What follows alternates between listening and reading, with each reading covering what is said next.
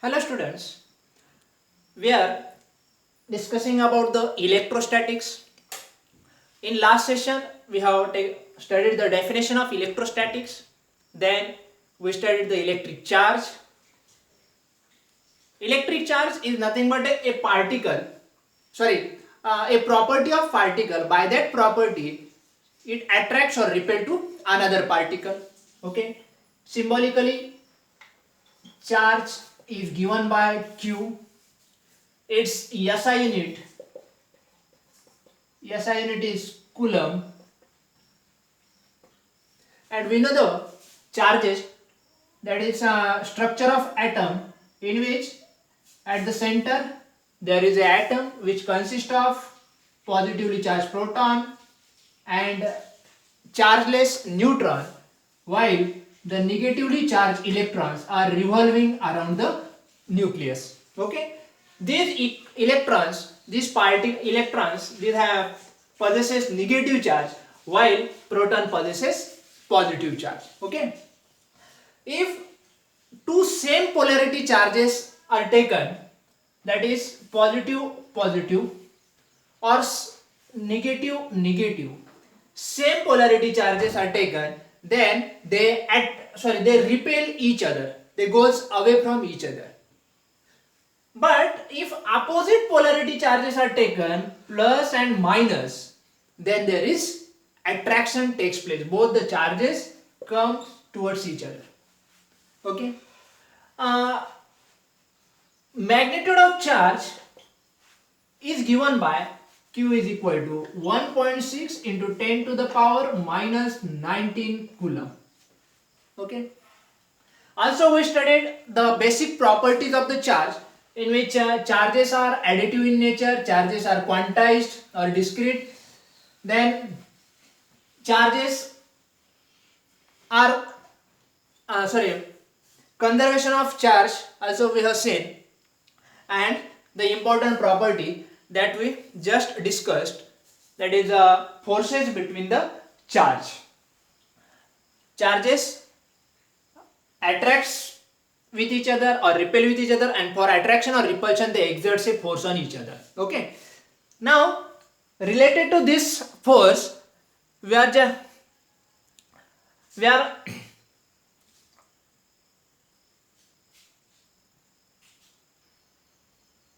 going to start a basic law of electrostatics, that is Coulomb's law. Okay, Coulomb's law gives the attractive or repulsive force between two charges. Okay, here we have taken two charges with magnitude Q1 and Q2. Both the charges are separated by distance small r. Now if Q1 and Q2 are same in magnitude, then they repel each other. If they are opposite in magnitude, then they attract each other. And for attraction or repulsion, they exert a attractive force or repulsive force on each other, and that force is given by Coulomb's law. So let's see the statement of Coulomb's law. The force of attraction or repulsion between two point charges. These are the two charges Q1, Q2 we have taken.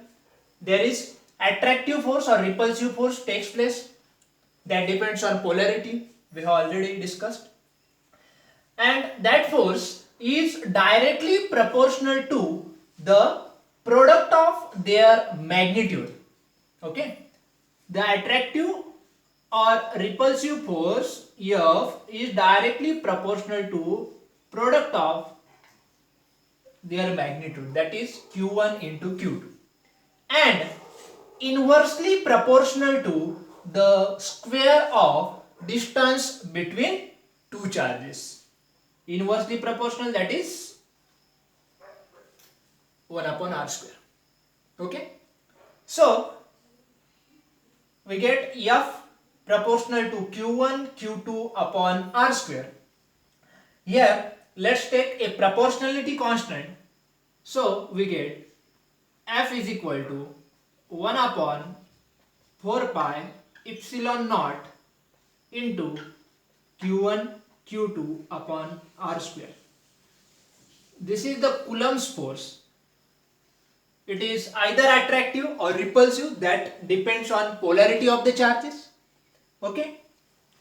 But here the quantity 1 upon 4 pi epsilon naught, this is proportionality constant, where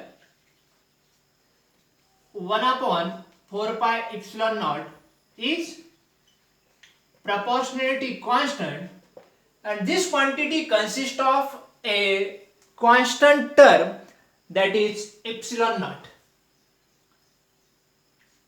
Epsilon naught.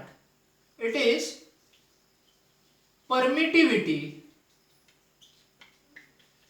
of vacuum or free space. Okay, permittivity of vacuum or free space. As we are considering here, both the charges Q1, Q2 are taken into the free space or vacuum, so that the proportionality constant consists of a permittivity of vacuum, and its value is constant, that is epsilon naught is equal to 8.85 into 10 to the power minus 12 Newton meter square per Coulomb square. Okay, this is the magnitude of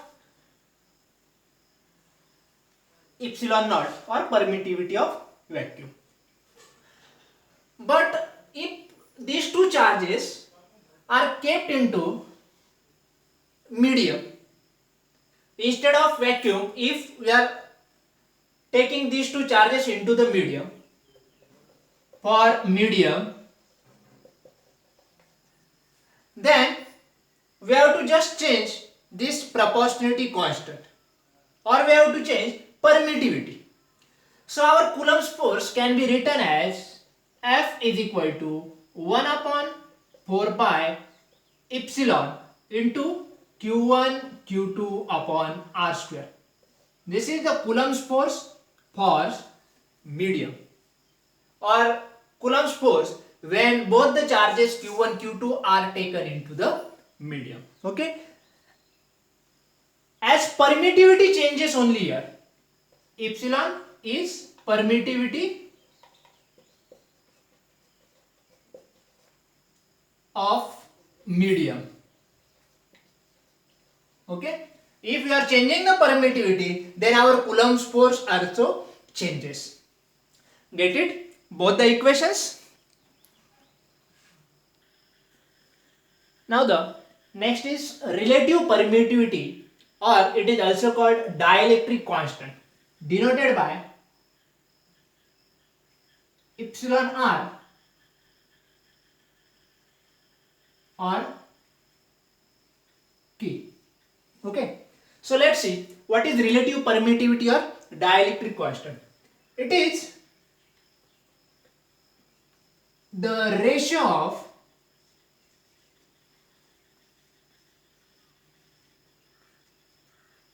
permittivity of medium to the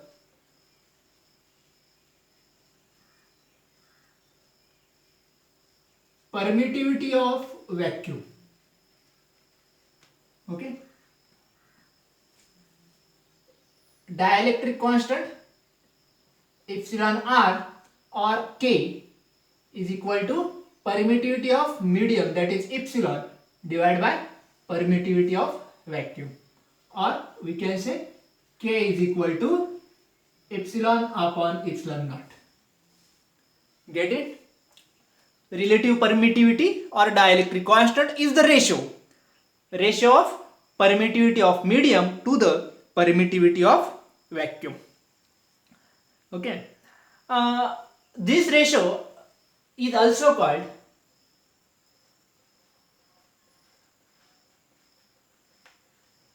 inductive capacity. Okay, it is also called inductive capacity. Also, inductive capacity can be given by epsilon r is equal to Coulomb's force in medium upon Coulomb's force in vacuum. Okay. This is also another form of dielectric constant or relative permittivity. Now let's see. We have taken the permittivity of vacuum is 8.85 into 10 to the power minus 12 Newton meter square per Coulomb square. Here epsilon we have taken permittivity of medium. Okay. Now in this equation epsilon 0 is known, its value is constant. K is different for different media. For air this dielectric constant is 1. For air or vacuum we can say K is equal to 1. Okay. Then for air epsilon is equal to epsilon 0. If charges are taken into air, medium or vacuum, then epsilon is equal to epsilon 0. Okay. Now if we have epsilon 0 is equal to this constant value, then we can calculate 1 upon 4 pi epsilon 0. We know the value of 4 pi. We have epsilon 0 also. If we solve this, then we get 9 into 10 raised to 9. Approximately 9 into 10 raised to 9. Okay. So, if we substitute this value of constant into the Coulomb's force, then we will get F is equal to 9 into 10 raised to 9 into Q1 Q2 upon R square. Okay. Suppose both the charges with magnitude, let's take Q1 is equal to Q2 is equal to 1 Coulomb. Both the charges are taken as of unit magnitude. Also, distance between them is also unit. Okay. Distance between them, it is also we have taken unit distance, 1 meter distance. Now, the force between them, let's substitute the value. 1 upon 4 pi epsilon 0 is our 9 into 10 raised to 9. Q1, Q2, we will get 1 Coulomb. R square, it is also remains as 1 meter. So, Coulomb's force becomes 9 into 10 raised to 9 Newton. Okay. Now, in this case, we can define 1 Coulomb. 1 Coulomb can be defined as here.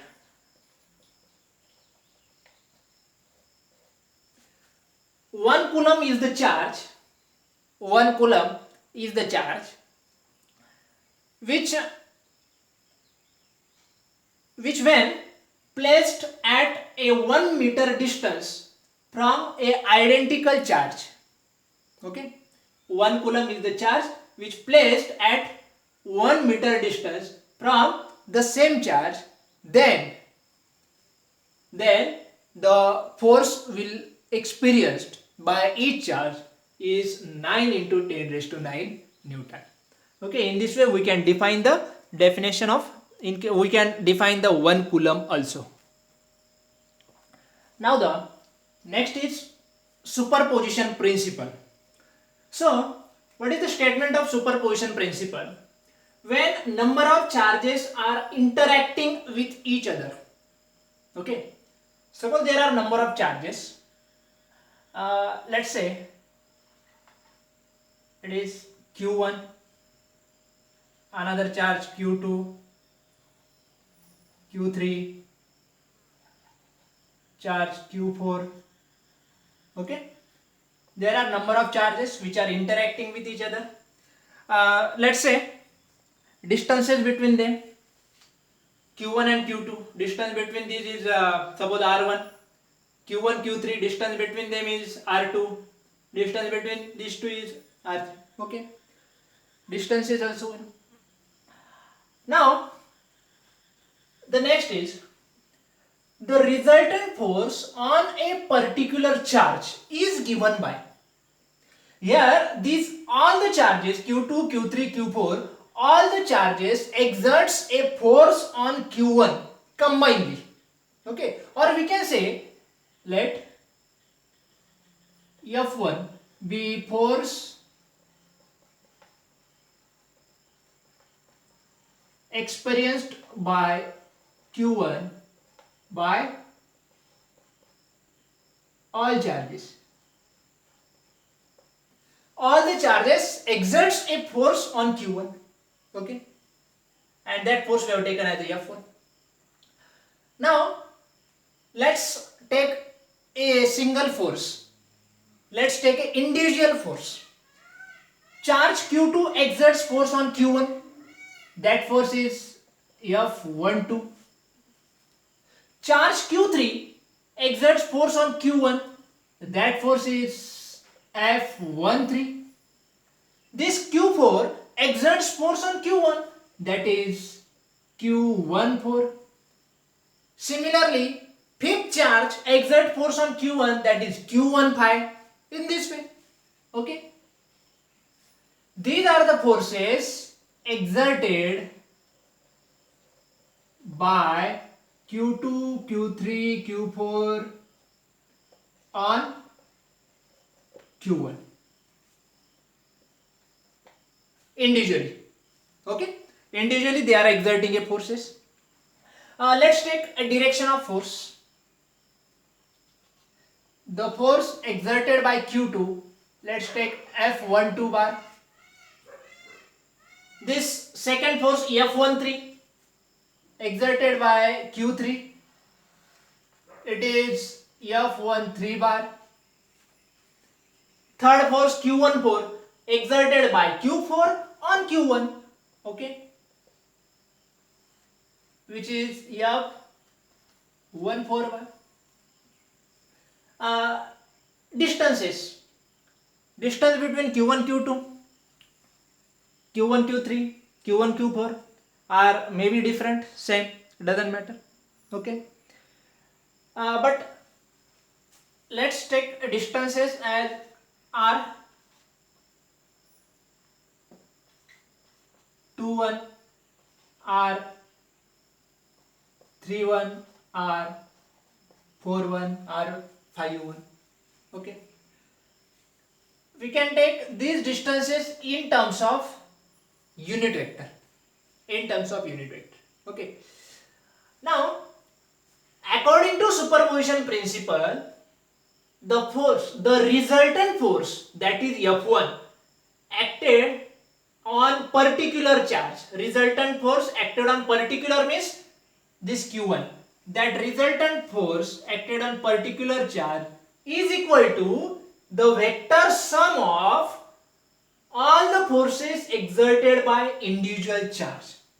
So we can write the resultant force F1 bar is equal to vector sum of all the forces, that is F12 bar plus F13 bar,